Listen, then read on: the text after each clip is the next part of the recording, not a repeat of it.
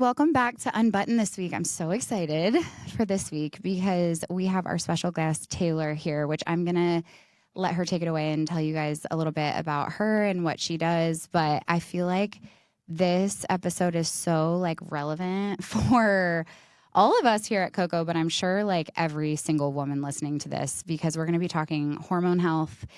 And I recently have been working with Taylor to kind of try to figure out my hormones.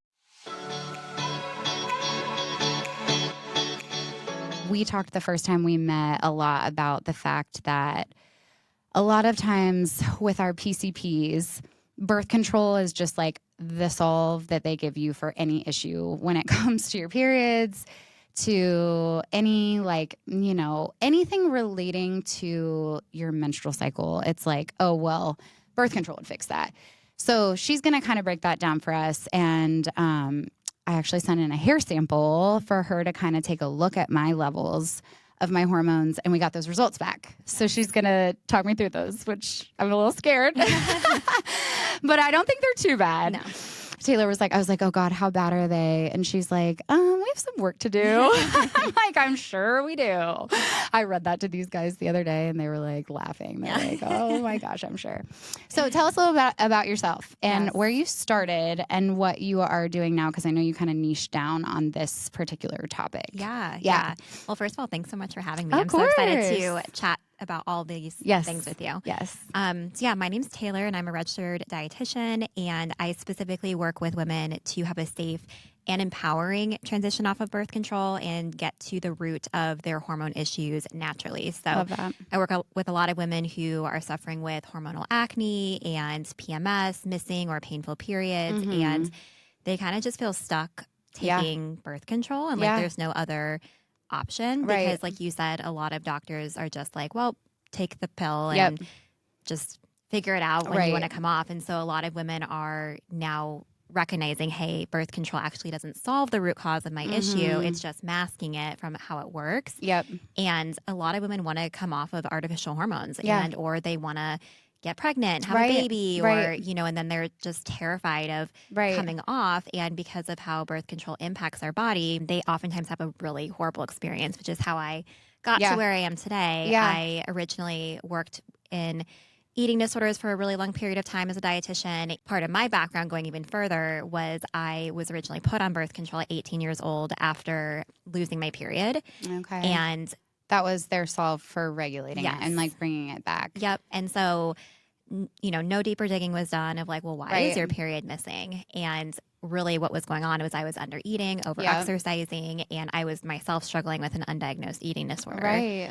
So thankfully I was able to repair my relationship with food and exercise in my body. And that's what landed me in the field of eating disorders. Yeah. Because I wanted to help other women not go through what I went through. Totally. So then fast forward 10 years, I was on birth control. I was 28 years old, been working as a dietitian for many years. I listened to this random podcast by Alyssa Vitti, who wrote lots of books. I remember you telling me about she wrote that the first In the time we Flow met. and Woman Code. Lots of really good books. But she's a women's health expert. And cool.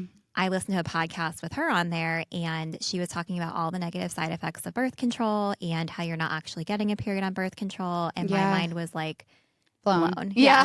I was here I am at 28 years old with a master's degree in nutrition, and I had no clue what was happening in my own body. That's so crazy. And I really felt lied to and what the heck? I was put on this, and this is actually making things worse. Yep. So after doing some deeper digging, I decided to quit cold turkey, and for the next 4 years struggled with really embarrassing and painful acne, irregular periods, I terrible saw anxiety. Before and after that you posted one day on Instagram, I think it was, and it is crazy. You had really bad acne, which you would never ever know now because your skin is like porcelain, literally. So if anybody's listening to this, we can, if you're comfortable, we could even share that because it was crazy to me. I'm oh my gosh. And once you really got to the root of it, clearly you were able to clear it up and gosh, look at your skin now. Yeah, you're I know. I would have never thought, I thought I was destined to struggle with acne for my whole life, honestly, because it was so defeating. And that really that journey, my acne was my primary, my regular periods and my anxiety, but I was like,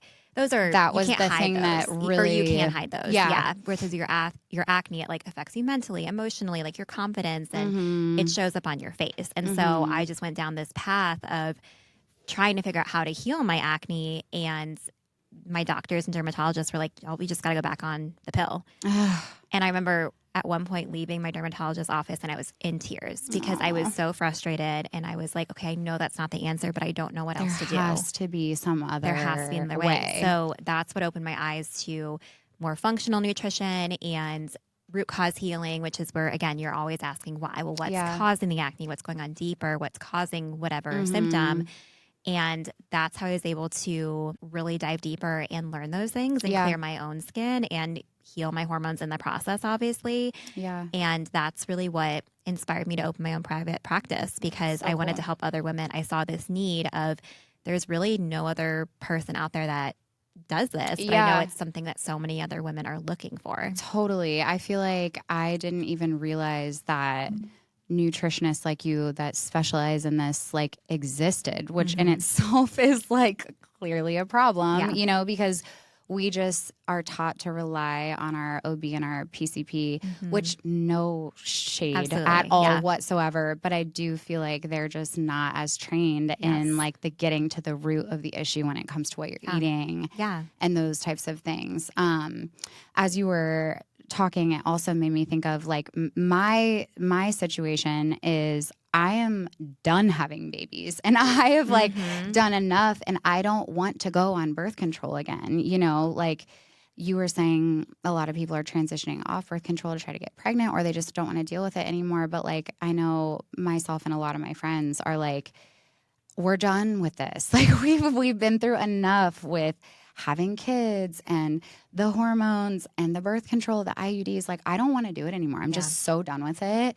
So when I hear that now, knowing that like I also don't really need it because my husband has a vasectomy, like I'm not going back on birth control. I don't want to, but it seems like that is just always kind of the answer to regulating anything when it comes to periods or hormones or anything. So if you're listening to this and are in the same situation, this should apply to you as well. And when you were talking too, I was thinking back to when I was on birth control and when I stopped taking it. I never even knew that there were certain things that you needed to do to transition off of birth control. You know, like I feel like that's not something that we were taught, and nobody really talks about that still. Right. Like if you just cold turkey, like you're probably going to experience some serious, like talk to me about that specifically, like how just stopping can do certain things that are not what you want to happen. So this is where kind of just looking at how birth control works. And like, this is a good opportunity. Like, I want to say, you know, I am not against birth control. It's one of those things, just like, you know, we're not throwing shade at any other provider. It's like, you just need to know who to go to and when you need more personalized support. So let's break it down to that. Like, tell me in a nutshell what birth control is doing from your point of view. Okay. So how birth control works, and this applies to hormonal forms of birth control. So this can include the IUD works a little bit different, but like it still is giving your body artificial hormones unless you have the copper IUD, which isn't hormones. But for the most part, always the pill and some IUDs, they work by basically artificial hormones. So your body is being pumped full of artificial hormones, which shuts down your body's own natural ability to produce its own hormones. So this is where it's not actually helping your hormonal acne. It's not helping your regular periods. You're not ovulating on birth control, which is how it prevents pregnancy. Right. But in the process, it has all of these negative side effects on your body. And that's the thing that I really am passionate about. I just want to educate women about this, because doctors will just say, they'll hand it out like candy of like, well, just take this, just take the pill, whatever. All medications have side effects, right? If you look on TV at all these commercials, they're like 5 minutes of side effects. That's like all the commercials are. Like at the end, it's like, oh my God, it's still going. And so birth control is the same thing. It has a lot of, if you think about your hormones, they affect every part of your body, and artificially manipulating your hormones affects every single part of your body. So it negatively impacts your gut. It decreases your absorption of minerals. It causes widespread inflammation. It burdens your liver. And so that's where it's also like throwing fuel on the fire. So one, it's flatlining your hormones. So you're not having your normal fluctuating hormone levels like you should be as a woman. So it's just kind of making them like stagnant. Leveled and stagnant. Okay. Versus like our bodies normally ebb and flow. Yes. Right. As females, we are, I call it like complex, or not complex, but like I actually call it our superpower, but it's like some people might think it's complex, but like they ebb and flow throughout the cycle. That's where like cycle syncing and stuff like that is really cool if you can tune into that, because it really is a superpower. But yeah, birth control, it just flatlines them. So you have the same dose of artificial hormones all the time. Your body is not producing its own. And therefore you're not ovulating. So even if you're having that, that bleed with your sugar pills, you're not ovulating. So it's not a real period. So the sugar pills, then what does that do? Like that's just basically turning off that like stability that it gives you the rest of the month. So your body just like is triggered to start bleeding. So you're still shedding your uterine lining, but you're not ovulating because your hormones levels are not doing what they should be doing. So, and actually fun fact, crazy. It is. Yeah. So fun fact is that, and I recently learned this, that when birth control was first made, they didn't have those sugar pills, and women were so disturbed by not having a period that they created those pills so that women had like this artificial bleed. So they felt like they were getting a period when they weren't. Yeah, that totally makes sense because they are kind of unnecessary, right? Like, couldn't you don't have to take them. Couldn't you just like take your regular pill like all the time and not have a period? Yeah. That's so funny too, because in hindsight, like I used to think that like I had to take those sugar pills, but like in reality, if you're not having like a cycle at all, it doesn't matter. Yeah. Why were we doing that? Why do we want to have a period? Because that's, Gosh, there's just such little education about this stuff. Exactly. It's crazy. So that's kind of how it regulates our quote unquote periods, but we're really not having any sort of ebb and flow at all. Yeah. Okay. So that's how it works. And then how it impacts your body, especially if you're put on it. And there's no really good stats on this, but it's anywhere from like 30 to 60% of women are put on birth control for reasons other than pregnancy prevention. And with that's where it's adding fuel to the fire, because I'll just take acne, for example, because that was a big one for me. That's a lot of the clients I see. It is flatlining your hormones, and a lot of women still struggle with acne because it's multifaceted too. And a lot of things like irregular periods and painful periods, like so many things are not just your hormones. Right. But, I digress with because they probably are like the root of it is something else going on in your body. But to your point, we're just like kind of slapping a Band-Aid on there, which then could just exemplify the things that you're already experiencing. So and because of its mechanisms, it is making things worse when you come off. So if you were put on it for acne, but the root of why you're having acne wasn't addressed, then you're going to have acne when you come off, and it's going to be worse because your minerals are depleted, your gut's a mess, your liver's overburdened from being on birth control for so long. So with the prep work, that's really what I help women do, is like properly prepping. And I recommend about 3 to 4 months of prep work before you go off. To prepare your body. And I liken it to a marathon. If you could just like go out and run a marathon tomorrow, but it's not going to be pretty.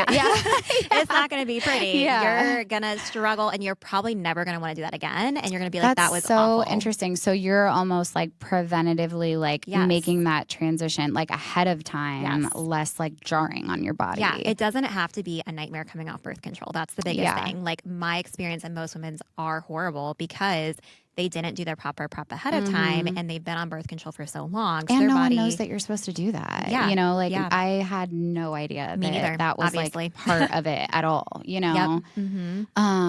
So when you do go off, what happens to your hormones then? I mean, your body must just kind of be in shock, right?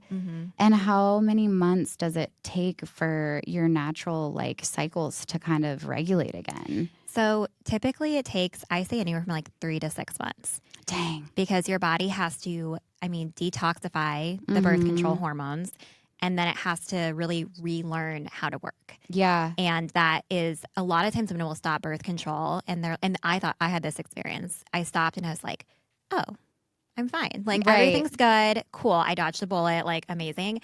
Then about 4 to 6 months later, that's when everything hit. And that's what's called post-birth control syndrome, which is also not talked about. Okay, I didn't know that was a thing. Yeah. Dang. Yeah. So that's kind of everything I was saying. So like a lot of common symptoms, painful periods, missing periods, irregular, heavy bleeding, acne, hair loss, difficulty conceiving, or infertility.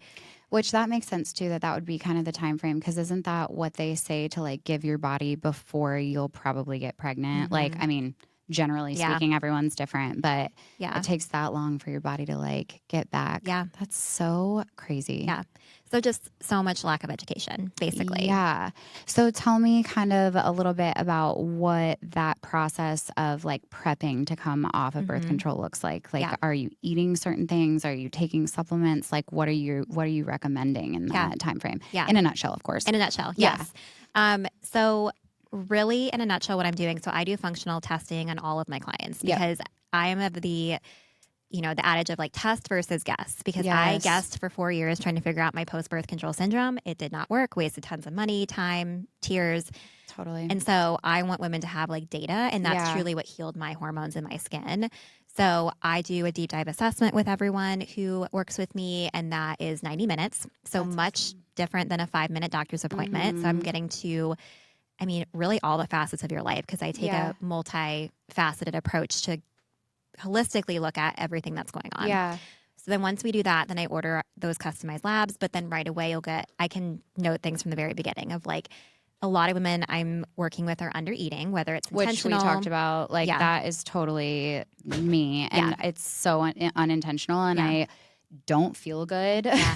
It's just like one of those like seasons I've been in, but I fully recognize it, and I know that that's contributing to like pretty much probably most of my cycle issues, which just FYI, because Taylor already knows this, the thing that I am struggling with at this point in my life, which I turned 35 this year, my youngest is 4. So it's been 4 years since I had my last baby.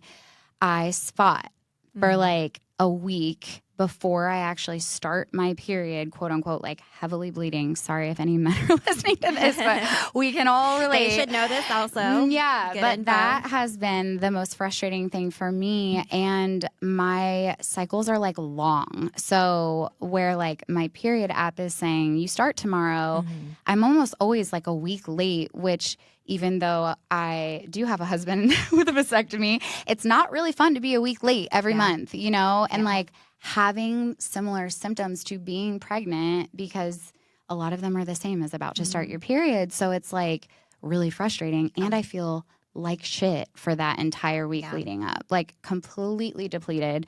Lauren and I talk about this all the time. Like it is so draining the way it makes me feel tired. Like it's not even tired. It's like lethargic and painful to like do anything productive. Yeah.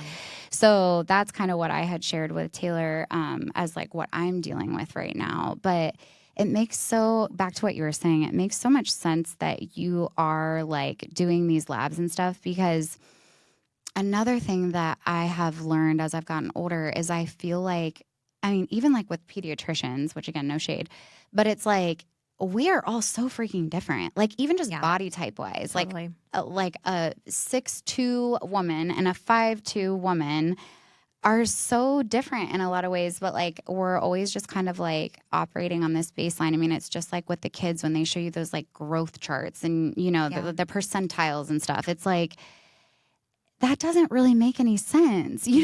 Everybody is so different, and everybody has a different diet and lifestyle and all of those things. So I feel like that makes a lot of sense, but it's just not really like mainstream to be doing that. Yeah. Yes, it's not cookie cutter. And the other thing with that too is another fun factoid is that women were included in clinical health studies and research trials until 1993.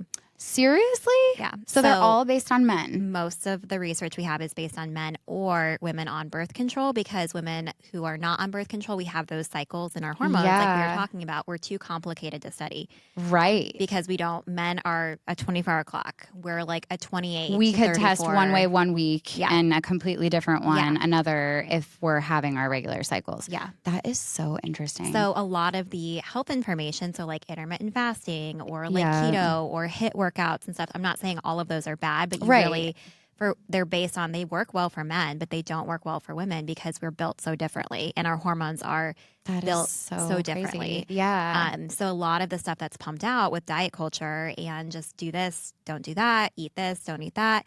And I'm very like anti-diet, like all foods fit, like just from my background. And I think that's important. Also just for being realistic too. But those things do impact our hormones in a negative way. But it's so hard because these women get in these cycles of, well, I should, skip carbs and I should not snack, but then that's like hurting them in the end. So and having that, feel terrible. and there's so much noise out there too of like what to eat, what not to eat. And it gets really confusing. So when you're already overwhelmed, it's a lot. So that's where having that personalized support can be really, really helpful to know, okay, this is what my body needs. And you and I are very different. Everyone's so different. So doing that personalized approach with the deep dive assessment, the one-on-one labs is so helpful because then you have data of what you need. Gosh, I'm just thinking back because I have a similar background, like struggled with disordered eating. And it's so like sad to me to look back on our younger selves going through that and think that like we were just given birth control like in such a like sick state. It's like, there's anybody out there listening right now that can like put a little light bulb off, or if you have a daughter or something, like that is not going to solve the issue. And it probably is just going to make it worse because I vividly remember being very sick and I would like randomly go on and off birth control because I thought it made me fat, So it was like, okay, no, I feel like I'm gaining weight. I'm done with this. And then I'd like go back on it like after, and like hearing you talk about what our bodies are going through, like the fact that I was so on and off of it, what that was like doing to my body and also to my mental health is so crazy to think about. Talk to me about like the mental health side of this. It changes your brain. It impacts your brain in a variety of ways. I'm going to do a podcast episode of my own on this because I could just dive into I forgot this. we didn't even say that in the beginning. Taylor has her own podcast that deep dives into all we'll of put it these in the things. show notes. So if you love, we'll put it in the show notes. She's also going to give you guys a little discount code.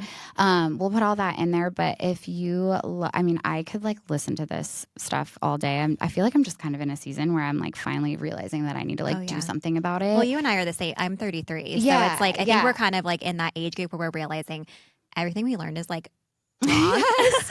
And we like are in that season too where we're like getting older and we're like, okay, like I actually want to understand my body to feel better because these things are working. Yeah. So really good book. I mean, it's pretty dense, but it's called This Is Your Brain on Birth Control by Sarah Hill. And she talks all about this, the science of it. But in a nutshell, a few things. It changes the structure of your brain. And there's some really weird, crazy research about like mate selection. So like who you choose as a partner on birth control might be different than who you choose when you're off birth control. Wild. Yeah.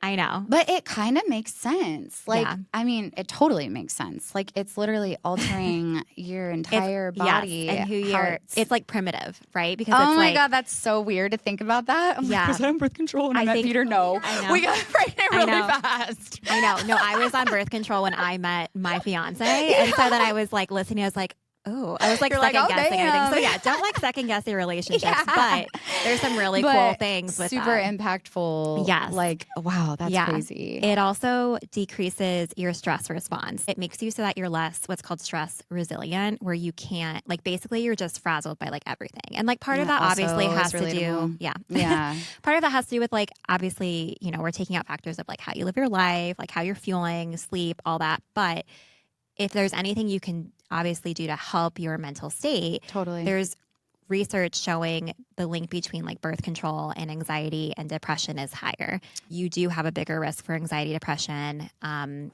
other mental health disorders if you have a history of birth control. Yeah. And the longer you're on it, the longer or the bigger your risk factors are.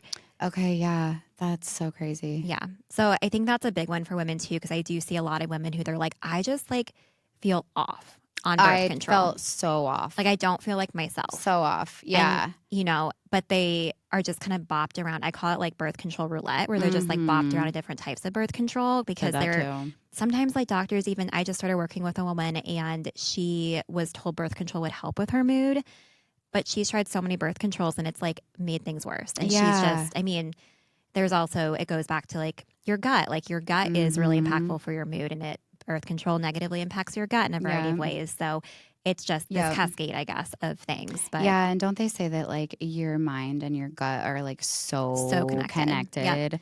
So what does it do to your gut exactly? And is it like a result of your hormones being leveled out, or is it like a direct like? It's like a direct effect of like birth control. So that's a good question. I actually don't know like the nitty gritty of like the mechanisms, but what it does is it increases the levels of bad bacteria in your gut and it decreases the level of good bacteria. So your microbiome, which is like your environment of gut bacteria, is totally off kilter. And it also increases the intestinal permeability, or what people call leaky gut. Oh, wow. Which is where food particles and bacteria and stuff like that get through and get into the bloodstream, which causes inflammation. Okay, yeah. So that can cause a whole host of symptoms. Lauren's like me. So I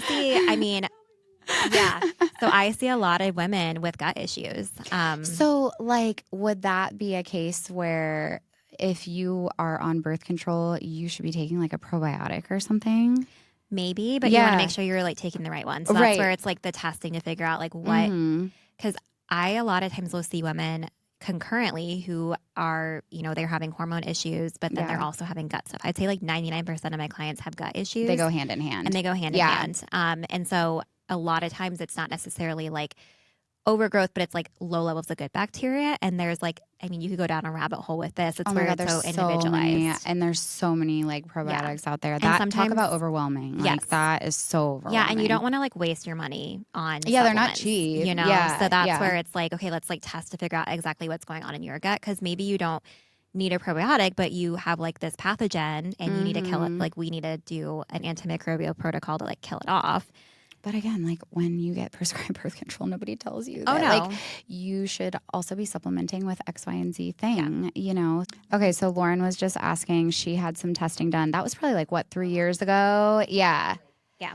And she was just mentioning, what's it called? H. pylori. Yeah. I've never even heard of that. What is that? Yeah. So you too? Okay, good. I'm like, should I know what that is? Yep. Yeah. So it's a stomach virus. It is about 30 to 60% of people do have H. pylori. But it's something, if you have high levels of it, it can cause a lot of digestive distress. And it is it's transmissible through saliva. So that's probably where she or he was saying, like, you can transmit it through, like, kissing or, like, partners, kids, stuff like that. But even though it's normal for people to have it, a lot of people have it in too high levels. I had it, and that was a huge contributor to my acne. I see a lot of clients that have it. So H. pylori causes your stomach acid to be low. When your stomach acid is low, you can't absorb vitamins and minerals. So it's like this double whammy of it keeps H. pylori alive, which is not great. And then it also decreases your absorption of vitamins and minerals, which has its own host of problems. What I do with that is an antimicrobial protocol because, even though people have it, it still can cause issues and you can kill it off. So even if like partners, if we think like other partner member or partners have it, it's something that, they can do like acidic mouthwash that helps like so that they're not transmitting it if they don't want to do like the full killing protocol. Oh my God, Lauren's like on Amazon, looking for the mouthwash. Talk to us a little bit about like your process. I know you touched on it. You do a 90-minute kind of sit down, get to know the person and their lifestyle and everything. And then you would move on to labs after that. Like hair test, blood, what's your typical? Yeah, so I individualize all the labs based on the person's presentation and like what their goals are, right? And where they're at. Like if someone has a lot of foundational work, I'll take that into account because like we need to really hone in on that versus just, we'll always run labs, but like that just helps me see like what labs we should run. Yes. If someone has acne, that helps me determine what labs to run versus someone is having PMS, we might do some different ones. Yep. But the most common ones I run, and I have 2 different packages. So I have like my birth control reset, which is the mineral testing bundle. And that's just the hair test. Okay. Yep. So that's just the hair test. And then you get like a video review of that with the results and a customized like starter protocol. So that's like a really good one if you're like, I just want to like dip my toe into it. Yeah. Learn a little bit more.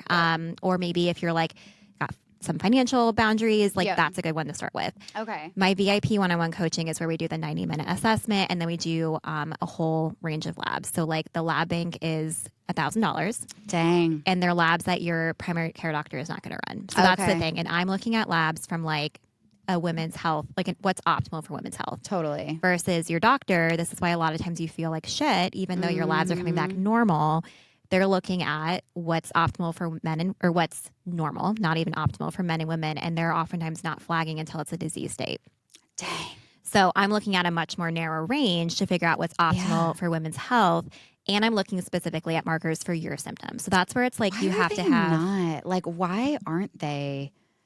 That's a great question. Yeah, like that's crazy. Like we just wait until we have a disease. Well, that's conventional medicine though. Like conventional medicine is like we treat the disease versus functional is like let's prevent disease from happening. So it seems like it shouldn't be like that, but like that's how our medical system works. That is the best way it's ever been described to me. Like, but it's so true. I feel like it's like the doctor prescribes a medication to heal something, but functional is more so like, let's look at how things are so we don't get and how to everything's that interconnected. Point. Yeah. That's the biggest thing too. Cause like I have most of my clients, like they've been around, like they've been failed by conventional medicine. And that's when they're like, okay, I need to figure this out. Like same with me. Like that's what opened my eyes to functional approach with nutrition.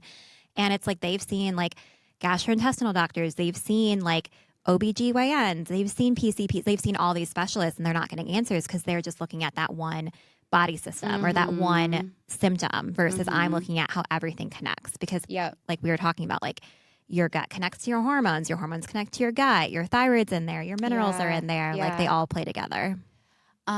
This is kind of a weird, like very vague question, but I'm just sitting here thinking about this and like how it relates to like my kids. Do you feel like kids should be having more of like a functional medicine doctor? I think everyone should. So your hair test can test metals, like toxic metals in your hair. So I didn't have any of those. Yeah, you didn't have any. I know. I was like, that's my one win. I had some. I was high in uranium. Okay, so yeah, that's crazy. So that's where, and metals, it could be, it could be like aluminum. It could be, mine was uranium, which is common in water. So it gives you info on like, well, where should I look into this? Yeah. So is it typically like food and water?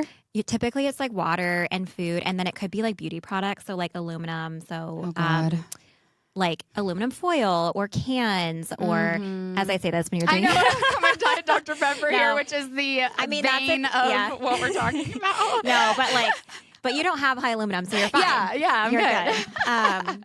If you're someone that drinks like out of cans like all the time and like no water, or aluminum deodorant, for example, like that's a big one. So switching to like aluminum free deodorant. But people who do like metal detoxes, it's like, if you test, you can detox it because it can be a burden on your system, which impacts your hormones. But that's where you definitely should like test to see like what metal, like make sure that you're, there are natural ways to support your body because you also just don't want to detoxify it and then just like put it back in. And that's one thing I focus on with my clients too is like natural detox system support. So no crazy cleanses or like endless list of supplements. It's like, okay, like can we do the infrared sauna? Can we like sweat through exercise? Like deep breathing and stress management, bitter foods and herbs. Those are all really supportive to our detox pathways. Yeah, I feel like to that point too, I have talked to people who have done the labs and, wanted to learn more, but then they get really discouraged because there's like 50 supplements that that like they want you to take. And number one, that is so expensive. Yeah. And number two, like, who wants to do that? I know. Who wants to take like 25 supplements every day? And how expensive would that be once that adds up? Yeah. Like, that's also really intimidating. And I feel like I would probably bail at that point too. I'd be like, okay, no way am I doing that. Yeah. And that's, totally. And that's like a big thing. I'm like very, like, I talk to my clients right from the get-go of like, I want this to be realistic for you. And I want this to fit in your life. And like, I think about like what I would want to do and what I wouldn't. And so there are some clients like I'm very food first, lifestyle first. And I love that. That you're not just like, I'll do the test, I'll give you the supplements. No, you're like, I want to teach you how to like make this easier just by eating, which we have to do all day. Like, I want my clients to stop working with me. Like that sounds like funny, but it's like, that, though. I want my clients to graduate and be able to do this on their own. Totally. Like if someone has to continue, and like people do see me for like, it varies, but obviously I'm here to support you however long you want. But like, I want to implement this into your life. So it's truly a lifestyle change. Because that's like that's like success for you. Yeah. Like when you can be like, all right, you're good. You're good. And you can do it yourself. You have confidence to feel yourself and know what your body needs and like be in tune. And I think that's where functional like gets like a bad rap, honestly. Totally. Like it's woo woo. Yeah. Yeah. Yeah. And I think a lot of functional doctors and even functional dietitians, they are really supplement heavy. Mm-hmm. And sometimes they don't even like test. Testing is needed. Yeah. And it's like, that's where testing versus guessing. But sometimes functional providers like don't even test. Right. And then they throw all these like supplements at people. And it's like, is this really doing anything? Or yeah, is this... and it's like, Typically I could do that on Google. I could say like, or ChatGPT now, like, yes. Yeah. I mean, like when I was struggling with my acne, I did at my lowest of lows, I invested in acne. They weren't dietitians, but they were like holistic acne nutritionists. Interesting. And I was just like desperate. And it was a very poor experience. I actually talked about this in my podcast, but it was a learning experience, I guess. And they, from the get-go, I listened to their podcast and they were very like health conscious. And I just let them know, hey, I have a history of an eating disorder. Like it's very important for me to not have like strict food rules or like, and they're like, oh yeah, that's like fine. Like 1 month in, they didn't do any testing. And 1 month in, it was like no sugar, no dairy, no coffee, no alcohol, no gluten, no, like restrict everything, like in literally your life, everything. And it was over the holidays. And then my birthday is 2 days after Christmas. And it was just like horrible. And I was taking like so many supplements. Like I spent probably like $500 in supplements, but I was like desperate to fix my acne. And so I did this and it didn't fix anything. Yeah. Because they had me in all these gut supplements. So it was not good. And that I see that all the time is like women are on so many supplements when they do go the functional route, which I feel bad that it's like, that's what gives us a bad rap. Yeah. And that's where it took me a while to even like call myself a functional dietitian, but because I was like, I don't want people to think that's what I do, because I'm very much like straddle both of like, I do think like I'm between like conventional and functional, like more functional philosophy, but like I also don't want people, I want to be realistic. Yeah. You know what I mean? So, and I feel like anybody who has gone through a history of an eating disorder so appreciates that you are like food first. Yes. Like you do not have that approach of like restrict or anything like that. 'Cause I feel like I would be so nervous to work with a nutritionist. I always thought nutritionist meant a diet. You know what I mean? Oh, yeah. Whereas it could have been really, really helpful for me had it been the right nutritionist. That's so refreshing, truly, that you have that mindset. I feel like that's so important because it also just shows that you are concerned about your clients' overall wellness for the long haul. Yes. It's not just like, let's patch this with supplements and hope for the best. Right. But also that's another Band-Aid. Yeah. That's like literally what you're trying to solve, you know? Yeah. Yeah. God, that's crazy. Yeah. I'm sorry you had that experience. Yeah, that's it's hard. okay. I'm sure a lot of people can relate. It is. You know, Yep. it's common. Yeah. I'm sure. You know, and it took that negative experience, all these negative experiences like turn into the positive of like, okay, now I know what didn't work, what I don't want my clients to experience. Yeah, it and led like, you to what you're doing now. Yep. Yeah. Yep. It created me, or it prompted me to create something that's like truly special and one of a kind to like help women, you know, who have been failed by functional and conventional methods. Totally. Okay, so talk to me because I haven't done much research on this, but I am curious to hear your point of view. Like I don't even know what you call it, like the phases of a cycle, like what it's supposed to kind of look like what's that first week, like what should we be kind of experiencing with a normal, healthy cycle? Yeah. Okay. So remember, asterisk here, this is when you're not on birth control. Yep. So that's when you're normally cycling. But you can still, I think cycle syncing is good just to like, it's really tuning into your body and your natural, you know, energy levels and whatnot. So I always technically think of your first phase as like after your period because I feel like, okay, that's when you're like fresh, but like technically it's your period, but I'm going to kind of work backwards. So we have your luteal phase, which is right after your period. Okay. And this is when your hormone levels are starting to go back up because they dipped their lowest point when you're having your period. That's why you're like really tired and you kind of are more introverted. You're like, you know, you don't want your partner to like touch you or be around you. Be in bed. If Everything it's raining, annoys you just want to stay. Yes. So you're coming breathing back to of life. Your partner is annoying. Yeah. You're like, oh my gosh, you're the worst. Yeah. Yes. Get away. Yes. So your luteal phase is like the spring. It's like you're coming back to life. Yes. You're coming out of that like, dark. Yes. Yeah. And that's when you're getting more energy. That's when you have, you want to socialize more, and then you move into your ovulation phase. So that's when you're ovulating. Yeah. That's when you're at prime if you're looking to conceive, have a baby, or use protected sex, or don't have sex during that time if you don't. And is that the time where you feel the best? Yes. Like that's highest when you energy, feel sexy. you feel sexy. Going back to the partner thing too, you release pheromones, and that's I actually got my hair cut the other day, and my my hairdresser's we gab about this all the time. Yeah. And she was like, I was telling my husband about this, and she was like, he was like, I feel like I want to, you're more attractive during that time, when you're that's ovulating. So crazy. Yeah. So it's just interesting. Well, your mood's probably a lot better too. Yeah. Your mood. You're not everything about you. You're just you're nicer. not your breathing annoys me. Yeah. Yeah. So that's when you're you can, hit the workouts harder. You have more energy. Okay. Yeah. You're more social. Yep. And then after that, you go into your. Did I mess this up? Your follicular. I may have said this wrong. Your follicular is the first one, then ovulation, and then you get to your luteal. Okay, so luteal is right before you start your period. Yep. Okay. Yep, right before. And so that's when you're winding down. That's the fall. That's when I always feel the worst. Yeah. It's right before, and I'm dead. Yeah. So that's somewhat normal. Yes. Okay. And this is where it's really that's why I call it your superpower, because tuning into that, because we're taught to just always have the same workouts, always eat the same thing, but really it depends on what you are. I got distracted. Oh my gosh, you're totally fine. That's so true though.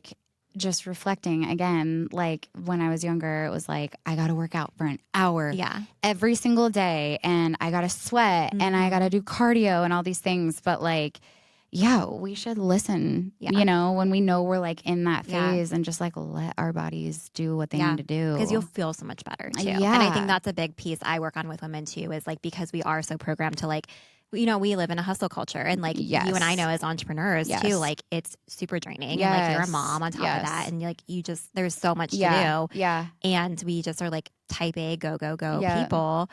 And it's really hard to slow down and listen. And we're taught it's lazy to be not productive, or to not be doing something, not push us. So I work a lot with women of reframing their brain around that, and rewiring to realize the best thing sometimes is to rest, Truly. or is to skip your workout, or is to go to bed earlier, or to say no to events. There might be times where I said this, I have a question I answer in my podcast every single time. And it's how are you nourishing yourself? And one I said recently was friends invited us out, and Jared went, but I said no, because I just was in this, I forget where I was in my cycle, but I think I might have been my luteal phase. Yeah, and I was I was drained, and I just wanted to stay at home and get shit done and relax. And that was nourishing to me. Totally. So, but other times because you feel guilty, but it's no, we shouldn't feel and guilty. Other times that would have been a good thing for me to do. Yeah. But it just depends on where you're at. Yeah. I feel we here in the office talk about that a lot. One of us will have just one of those weeks we're about to start our period, and literally we cannot focus, we cannot function, we want to just sleep. And we give each other permission to have those weeks, because we all can relate. But the thing that sucks is when they all sync up at the same time. And we're just going to shut down for a week. Can we just not this week and just pick up next week? You should put a sign on your door that's out of office in our luteal phases. I know. We're all menstruating, don't come in. Yeah, oh, that is rough. I forget, was it me and you most recently? It was the same week that me and I feel it was Lauren, and we were just both struggling so bad. But, it's you can't help it. Yeah.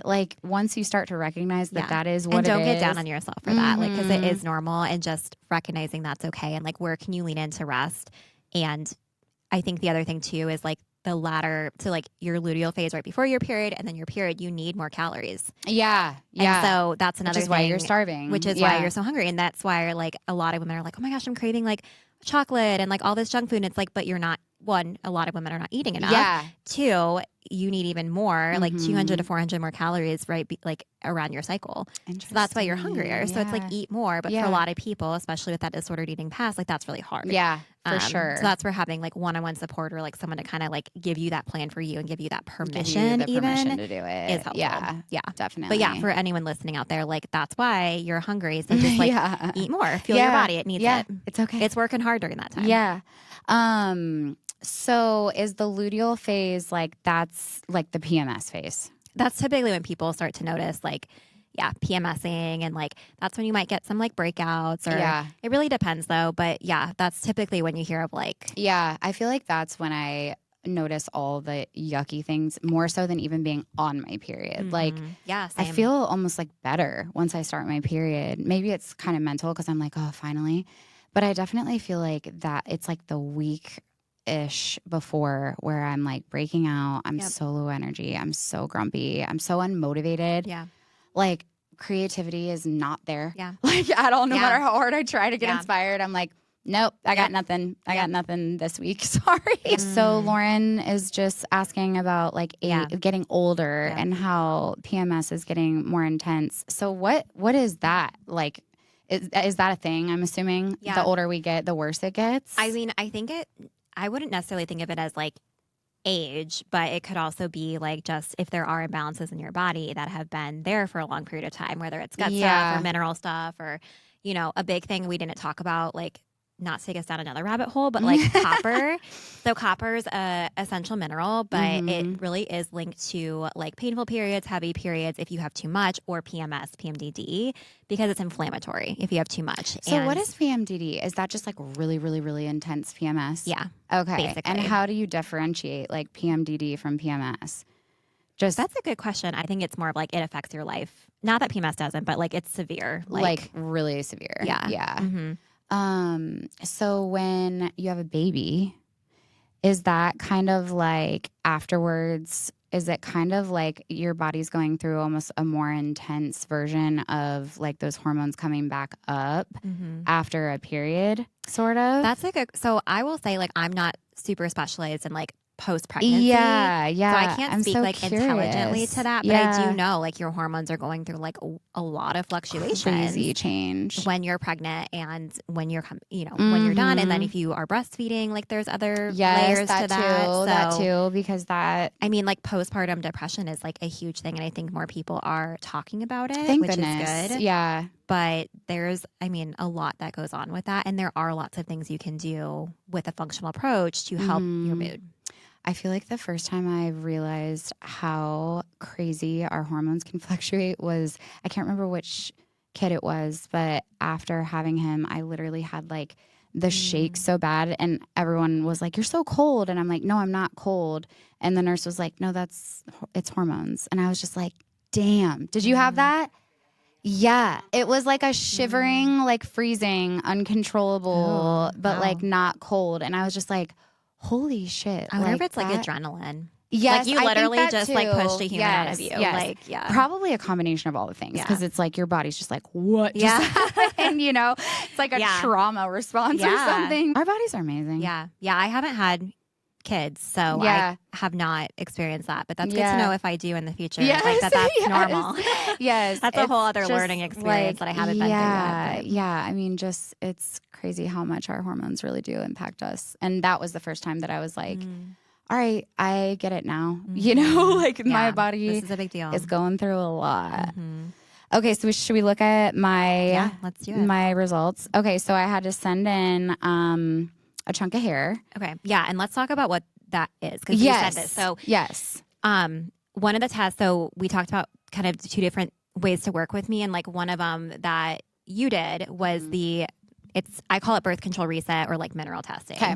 So it's like the same thing, but you do the hair test and you get an intake form, and then I give you like feedback on it. The reason I do the hair test and I include it in both of those offers is because it shows the past 3 to 4 months of your mineral status versus in the blood, it just shows that moment in time, and it's showing what's happening outside the cell, versus your hair is showing what's happening in the cell. And it also gives you really good data of different body systems. So like, we'll talk about this, but like it shows how are your adrenals functioning, so your stress response, how is your thyroid functioning. It gives you insight into your gut health. So it really can give you a lot of data, which is why that's the one test that I do in that mini offer, because it gives you 3 months of data, and it gives you an insight into different body systems, which when I'm having so many people with so many different symptoms and everyone's unique, that's really valuable. Okay, cool. So I like didn't realize that hair could do that. I just pictured it as like dead. Like, yeah.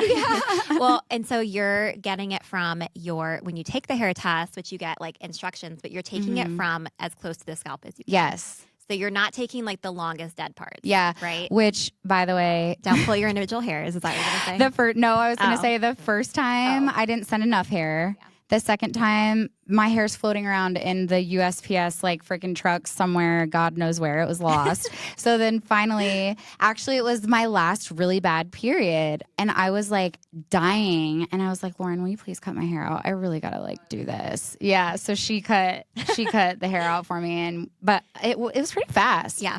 Like once I feel like you said my results were in within like a week or two. I think they sped yours up because it was floating around. Really? Yeah. Whenever someone doesn't send enough in the first time, they're like, let's get this going. So, but yeah. Third time's a charm. Yeah. But yeah, they are pretty efficient. So, and this is a nice test too, because the other reason I love it is because you do it at home. Yes. So you don't have to go to a lab. You don't have to go to your doctor. You don't have to get poked. Nice. It's not invasive. So it's literally a small chunk of your hair, and it's about a tablespoon. So if you're scared of that, it's like you take it from different parts of your head, and like you can hide it. Yeah. So my mom just did one, and she has like super thin hair. And I told her, I was like, Mom, this is the hair sample, like, just so you know. And she's like, oh, that's fine. And she like was okay with it. That's awesome. And honestly, if you're someone who is really afraid of needles too, like that, this is a great alternative that still gets like a lot of really good information. So and you can have your hairdresser do it if you want to, or a partner, a friend, or whatever. Yeah. So, thanks, Lauren. So when I'm going through the hair test, since we talked about like what it tells us, I always go through like 4 main sections. So the first one is metabolic type, and you're going to either be a fast or a slow. Okay. This is your nervous system ratio, or like this is telling you what state of stress you're in. Okay. So this is really helpful. Mine is high. Well, so you're a slow, which is more of a parasympathetic dominant, which is rest and digest, which sounds good. Okay. But this can sometimes indicate, that's where we have to dive deeper and look at, okay, but like let's see what more there is to this. So you're a parasympathetic state, and this is showing more of a chronic state of stress. Okay. So this can be more of like a worn out, exhausted system, and it typically coincides with slower thyroid cellularly. This isn't a diagnostic test diagnosing like hypothyroidism or anything, but slower cellular thyroid function and slower adrenals, which can happen when you have prolonged stress. Everyone talks about high cortisol, and like, yes, that is a thing, but so for a lot of women, myself included, like we have low cortisol because we've just been stressed like for so long. Like we've just depleted like overdrive. It. Yeah. Okay. Yeah. Yep. That makes sense. So your body is utilizing energy at a slower rate, and it just needs some more TLC. So you're a slow metabolic type. Okay. And then we go down to the nutritional elements, which is basically like the bulk of like your minerals. The other thing with a slow metabolic type is that you're typically lower in sodium, potassium. Yeah, I thought that was really interesting, the sodium thing. Yeah. Because I feel like I don't really, I feel like I kind of eat a lot of salt just because I'm not like cooking as much. So like we'll order out, or like my husband puts salt on like everything. I guess I don't really like add salt to stuff very much, but I would have for some reason thought that my sodium was high. So it's funny because I'm a fast metabolic type, which means I'm in it's funny, it's like I'm this. Yeah. But which means I'm in like fight or flight, which is like I'm in an active state of stress. So I'm also working on this. That's where I'm like realistic with clients. Like, I get it. Yeah. It's hard to manage your stress, but my sodium was like really high. And I'm the opposite, where like before this, I didn't add salt to anything. Like I was just raised like, salt is bad. Yeah, like don't eat it. Yeah. And so that surprised me. But when your sodium's high, it doesn't mean that you're eating too much. It means your body is burning through it, or it's holding on to it, which goes back to your adrenals. Okay, crazy. So for you, even though you were eating a lot, you might be burning through it really quickly because of stress, like chronic stress. Okay, that's crazy. So you just need a lot more. Wow. Yeah. Okay. Well, I like that because I love salt. Yeah. Perfect. Yeah. Okay. Are you going to touch too on like what kind of salt is good? Because I feel like that's also intimidating. Like there's like freaking pink salt. There's table salt. Like, I'll make it simple. Is it all the same? So I recommend, let me do what I do recommend. So like the pink salt, so Celtic or Redmond sea salt. Okay. Because it just is more of a nutrient rich salt. That's the only reason. There is no, if you want it purely for sodium, any salt will do. Okay. But if you want the biggest bang for your buck with like other nutrients, that Redmond's or Celtic sea salt, which you can get at any grocery store, is like my favorite. Okay, love that.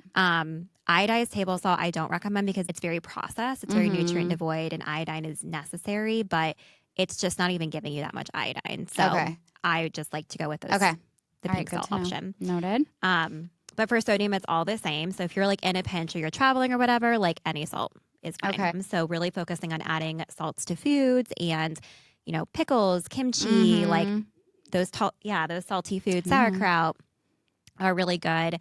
In addition to potassium-rich foods, this will be like coconut water, which I'm drinking, fruits, vegetables, bananas, potatoes, sweet potatoes, dried apricots. All of those things are really helpful. So do potassium and sodium kind of go hand in hand, or are those? They do? Yeah. Okay. All right. So you're focusing on those two. Okay. Yeah. Those are the two things I need to. And we talked about your calcium. So for yours, it was like really high. So I think you might have hard water because it's really high. You don't know. Think so? Do you think? No, it's not that I don't think so. I mean, I like grew up with such hard water that I feel like our water now is like it's not but hard. It might be, yeah. But it totally could be. Otherwise, it could be, if it's not hard water, where your calcium gets stuck in your tissues. Yeah. And that can cause, it can cause like mood issues. It can cause low energy, like muscle aches, fatigue, things like that. Is there any other place that could have come from other than hard water? You know, if it's truly like a cellular issue, that's why I recommended the vitamin K, the vitamin K2, because that helps in addition to vitamin A and some of the other things we recommended.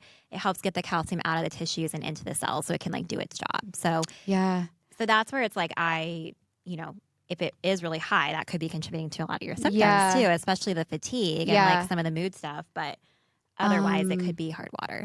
I also wonder, I like grew up drinking hard well water all my life. And then honestly, pretty much up until 2 years ago when we moved into our house, I was drinking hard well water and showering in it and all the things. I feel like I did ask Peter this, and he said that our water dispenser that I drink out of has a filter.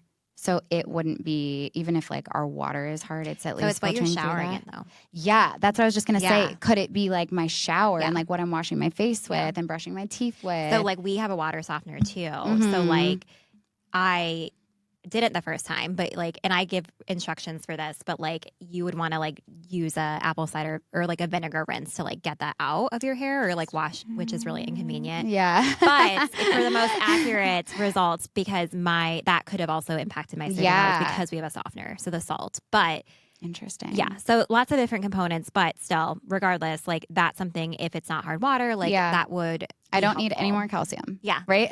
Well, and this doesn't mean you're eating too much. It just means that it's getting stored where it shouldn't be. And so we want to help it get out into the cells so it can do its job. Okay. So that's the vitamin K2 that you recommended. Yep. Okay. Yep. So that, and then your magnesium was really high. And when I see magnesium this high, it means you're burning through it, which makes sense with your chronic stress. Right. picture. And that is why you recommended that I take that, because clearly I'm just. Typically, magnesium is one that I recommend everyone supplement with because it's really low in our food system. Like our soil is just not magnesium rich anymore. And there's very few foods that have it. And typically, because we're stressed, we are burning through it.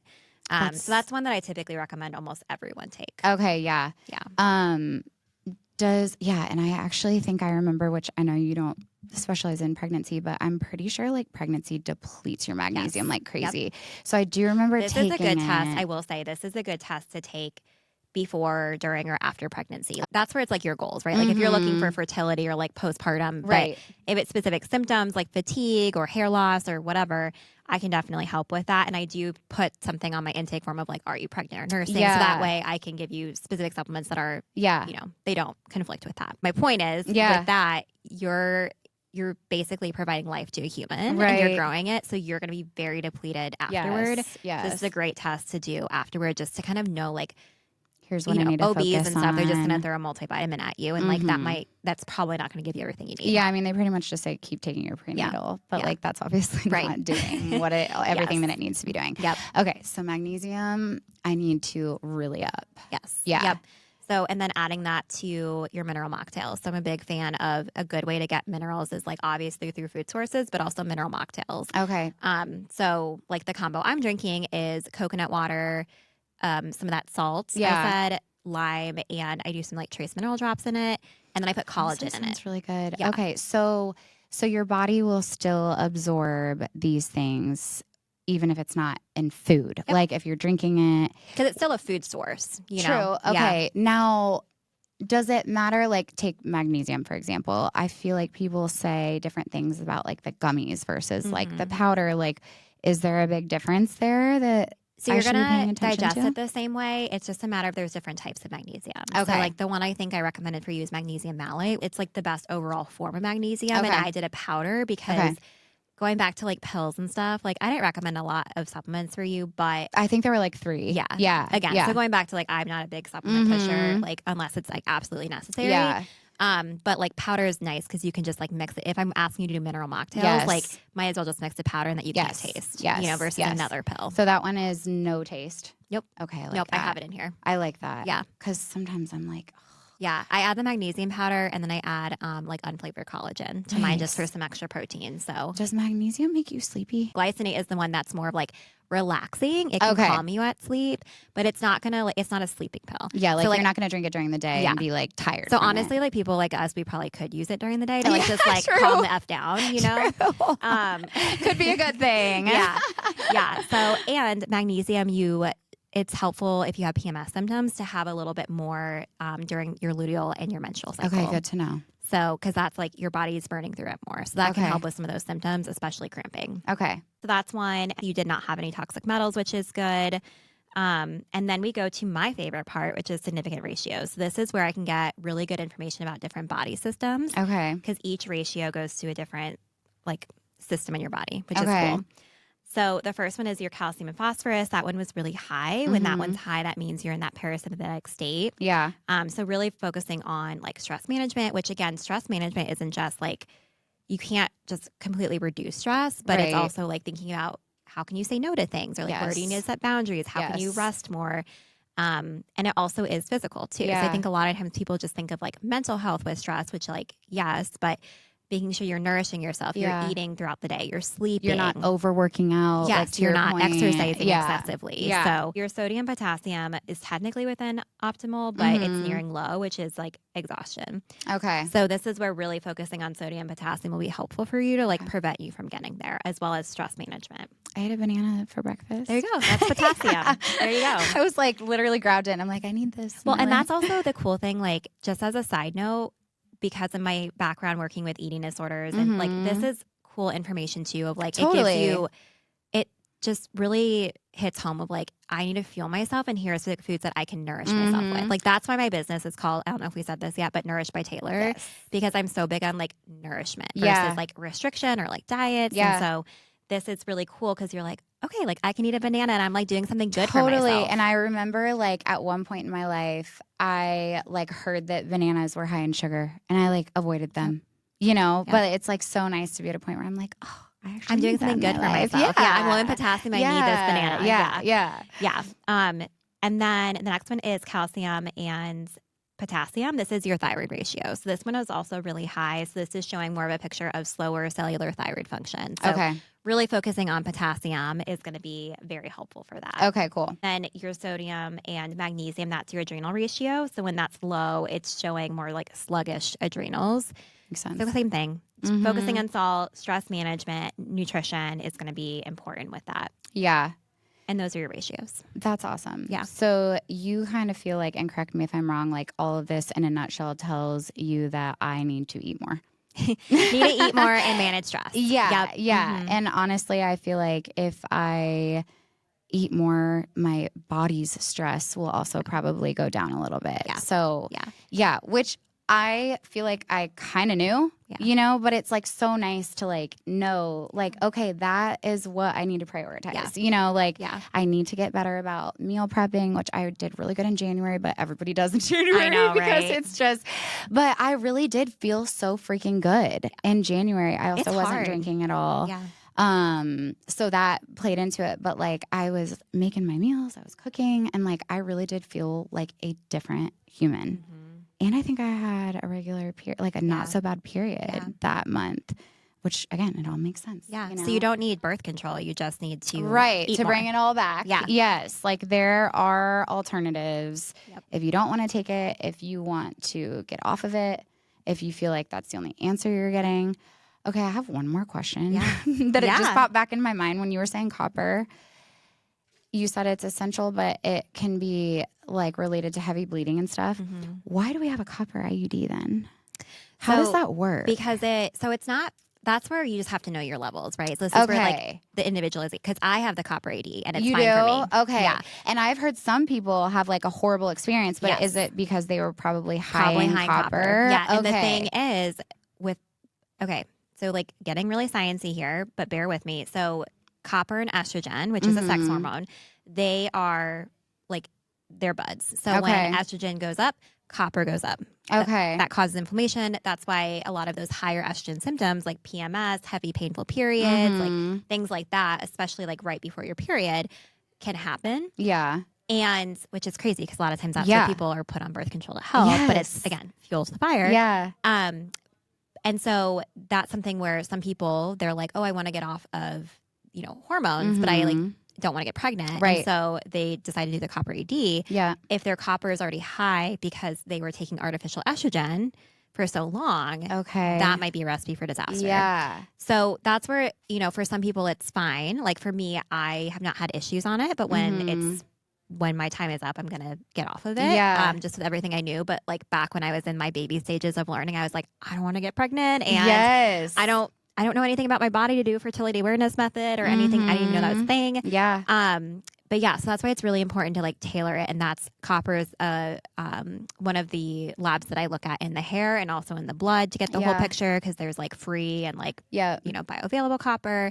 But that's something that I do test because that helps guide women in their journey towards stopping birth control of like, what option should I choose post pill? Which it just goes to show, like, do your research. Because I remember at one point, I can't remember between which kid it was, my doctor and I were talking about an IUD, and she was like, the copper one could be a great option if you've had, you know, if you struggled with regulating your moods and stuff with traditional birth control because it doesn't have hormones, right? All of that. I feel like I should know if I already have high levels of copper in my body before I insert more copper into my vagina. Yeah, exactly. And like now that makes sense. Like the people, because I remember posting and being like, does anybody have a copper IUD? And a few people wrote back and they're like, I love it. I have had no issues. I don't feel weird and up and down. Like it's been fine. And then some people had like horror stories of it, like making them feel like they were on crack and like having really bad bleeding and things like that. But it just goes back, like they're not going to do that test for you if they're recommending a copper IUD. No. So make sure you know. Make sure you know before you are putting something into your body like that that's like semi-permanent and always there. Because, what you read on Google about someone's horrible experience, it still could be a good option for you. And not like across the board with all, you know, all things. Don't turn to Google. No. Or WebMD. Because that is how we spiral.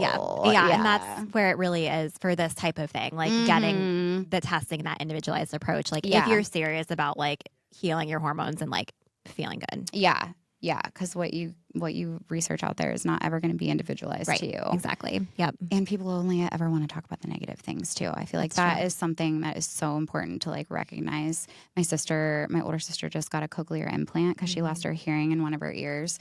And she was so hesitant for so long because she read all these stories online. But like, I think she kind of eventually realized like, those are the things that people are writing about though. You know what I mean? So like, again, in any case with anything like medical, you just got to like do your research for yourself, not anybody else. This was so good. Yeah. I feel like we could chat for like 7 hours, and I know Lauren has follow-up questions for you. But thank you so much. Yes, thank you that so was much. awesome. Yeah. I hope you guys enjoyed this. I feel like it's so relatable. You are not alone if you feel like this is such a like confusing, overwhelming topic, and if you feel like you've just been told birth control is the answer, but it's not the answer for you. We will put all the information to get in contact with Taylor if you guys are interested in just chatting with her or trying the mineral test.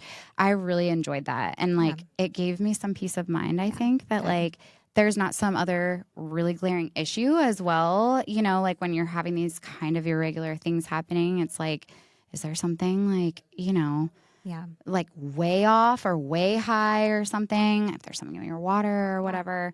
But we will put her information. I also want to put those books in the notes that you referenced because I'm curious about those too, and I'm sure. So we'll link those as well. But thank you so much for thank you being here, and you're doing amazing things. I just have mad respect for your journey and the way you approach everything. Like you can tell that you really, really care about the people you work with and making them well. And I appreciate that. Yeah, thank you. All right. Thanks for listening. We'll talk to you guys next week.